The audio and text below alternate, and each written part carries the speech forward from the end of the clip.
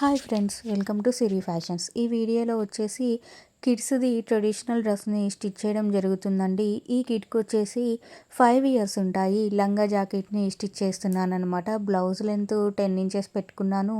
మనం మెజర్మెంట్స్తోనే స్టిచ్ చేయడం జరుగుతుందండి. 90% నా దగ్గర ఉన్న నేను చేసే స్టిచ్చింగ్స్ అన్నీ అండ్ నా కస్టమర్స్కి స్టిచ్ చేసే వీడియోస్నే కుదిరితే నేను పెడుతున్నాను. ఈ మధ్య గ్యాప్ వచ్చేసింది, నాకు అస్సలు కుదరట్లేదు, ఫుల్ బిజీ అయిపోయానమాట. ఇంకా నేను మెయిన్గా బ్లౌజ్ కట్ చేస్తున్నాను ఇప్పుడు. అది కూడా లైనింగ్ కట్ చేయకుండా పేపర్ కటింగ్ ఎందుకు చేస్తున్నానని మీకు తెలుస్తుంది. ముందు కొంచెం ముందుకెళ్తే మీకు కనబడుతుంది కూడా. అండ్ ఈ పేపర్ బేస్ తీసుకోవడానికి కారణం ఏంటంటే బ్లౌజు ఫ్రంట్ డిజైన్ వల్ల 2 లేయర్స్ని జాయిన్ చేయాల్సి ఉంటుంది బ్లౌజ్కి. సో నేను పేపర్ బేస్ తీసుకున్నాను. మనకి పని ఈజీ అవుతుంది, క్లాత్ వేస్ట్ కాదు, క్లాత్ కరెక్ట్గా సరిపోతుంది, మనకు కూడా చిరాకు ఉండదు, పని త్వరగా అవుతుంది. పేపర్ బేస్ తీసుకుంటే మనకి కంఫర్ట్గా ఉంటుంది. అన్నిటికీ కాదు, కొన్నిటికైతే అవసరం పడుతుంది అనమాట. సో ఇప్పుడు నేను క్రాస్గా కట్ చేశాను కదా, అలాంటివి 2 పీసెస్ కట్ చేసుకొని బ్లౌజ్కి అటు సైడ్ ఒకటి ఇటు సైడ్ ఒకటి వేయాల్సి ఉంటుంది.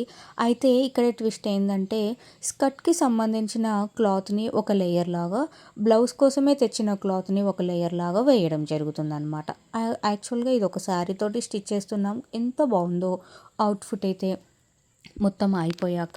ఇక మెయిన్గా బ్లౌజు బ్యాక్ని కటింగ్ చేసేసుకున్నాను. కటింగ్ నెక్ తీసేసుకుంటున్నాను. మనకి పేపర్ బేస్ ఉంది కదా, కంఫర్ట్గా అయిపోతుంది మళ్ళీ మళ్ళీ కొలవకుండా. ఇక ఫ్రంట్ కటింగ్, ఇంకొక లేయర్ని ఫ్రంట్ కోసం నేను తీసుకున్న విధంగా కట్ చేసేసుకొని, అలానే స్కర్ట్కి సంబంధించిన ఫ్యాబ్రిక్కి సంబంధించిన లైనింగ్ని కూడా సేమ్ ఒకే విధంగా కట్ చేసుకొని నేను ఒక మార్కింగ్ పెట్టుకున్నానండి. నెక్ మాత్రం తీయట్లేదు ఇంకొక లేయర్కి. ఇప్పుడు నేను మార్కింగ్ చేసుకునే లేయర్ ఏమో బ్లౌజ్కి కింది వైపుకి వెళ్తుంది. ఇది తక్కువగా బయటికి కనిపిస్తుంది, ఇది ఎక్కువగా కనిపిస్తుంది. ఇప్పుడు సేమ్ ఈ వీడియోలో కనబడుతున్న విధంగానే అనమాట.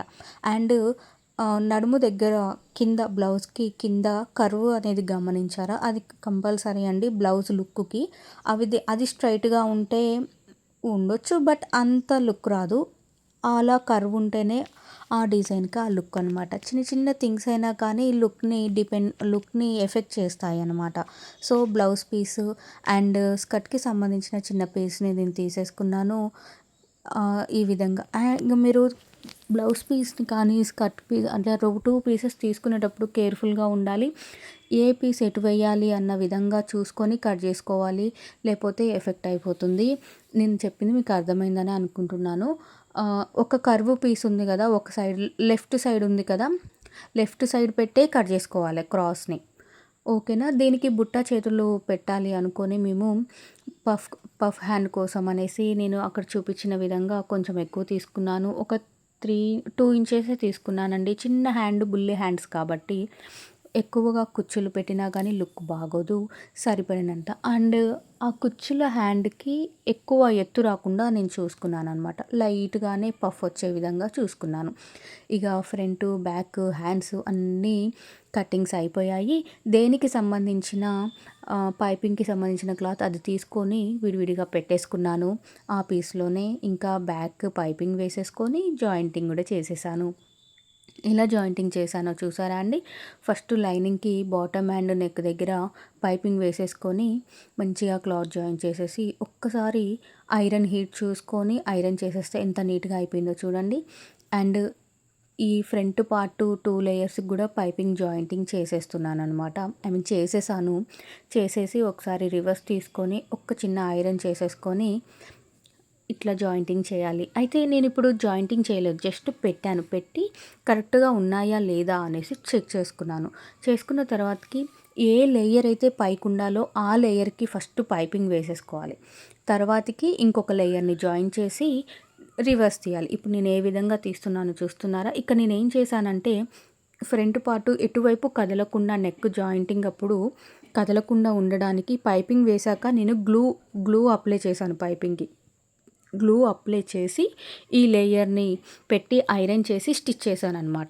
సో కరెక్ట్గా ఉంటుంది. కింద బ్యాక్ నేను ఆ లేయర్‌ని పెట్టే సమానంగా మెయిన్‌గా సమానంగా రావాలి కదా అండి ఫ్రంట్ అండ్ బ్యాక్ లేయర్‌కి. ఆ విధంగా. నాకు చెప్పడం రాకపోయినా మీకు చూస్తే అర్థమవుతుంది అనేసి నేను కష్టపడుతున్నాను చెప్పడానికి. మొత్తానికి బ్యాక్, ఫ్రంట్ ఫినిష్ అయిపోయింది. ఇక బ్యాక్ వచ్చేసి హుక్స్ పెట్టాలి కదా! హుక్స్‌ల కోసం అనేసి నేను ఎప్పుడు లైనింగ్ కట్ చేసుకున్నా గానీ హుక్స్‌లు పెట్టే దగ్గర అట్లా మార్కింగ్ వేసేసుకుంటాను. మనం మళ్ళీ సమానంగా పెట్టుకోవడం ఇలా కొంచెం టైమ్ సేవింగ్ అవుతుందనమాట. హుక్స్‌లు, కాజాలు కూడా అయిపోయాయి. ఇక షోల్డర్స్ జాయింటింగ్ చేసేసాను. తర్వాతకి hand work start. Shoulders jointing నీట్‌గా వచ్చిందా? ఫ్రంట్, బ్యాక్, నెక్ డీప్ అన్నీ చెక్ చేసుకోవాలి ఇక్కడ. మనం నెక్ డీప్‌లు ఇక్కడ చెక్ చేసేసుకున్నాం అనుకోండి, తర్వాత స్ట్రగుల్ అవ్వాల్సిన పనుండదు. ఏమన్నా చేంజ్ చేస్తే ఇప్పుడు చేయడానికి కొంచెం అవకాశం ఉంటుంది కాబట్టి. అండ్ హ్యాండ్ వర్క్ స్టార్ట్ చేసేసాను. హ్యాండ్‌కి కూడా లేస్ వేసి కుచ్చులు పెట్టాను. కుచ్చులు వేసి హ్యాండ్స్ కూడా జాయిన్ చేశాను. ఎంత క్యూట్‌గా ఉందో చూడండి. నాకైతే భలే నచ్చింది. స్కర్ట్ కోసం పార్ట్ 2ని చూడండి. బాయ్.